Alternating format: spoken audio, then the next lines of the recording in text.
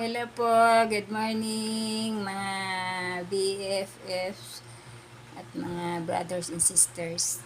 So, may isi-share po ako sa inyo ngayon sa Doktrina at mga Tipan 84 verse 38.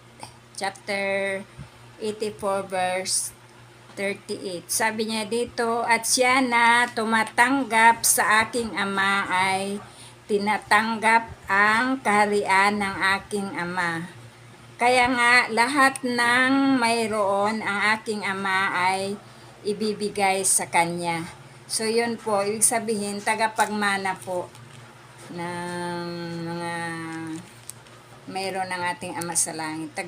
Tagapagmana po tayo, yung mga tumatanggap sa ating Ama sa Langit, yung tumatanggap sa mga ebanghelyo ni Jesucristo. So, sila po yung tagapagmana ng kaharian ng Diyos ko. Ano po yung mayroon ang ating Ama sa Langit.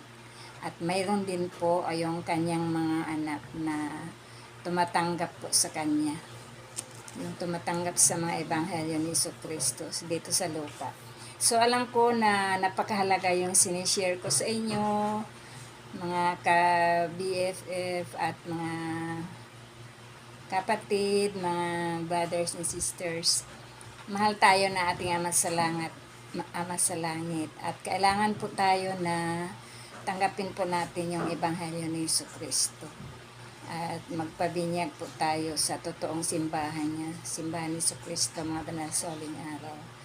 At iniwan ko po itong lahat sa inyo sa mahal na pangalan ni Jesucristo. Amen.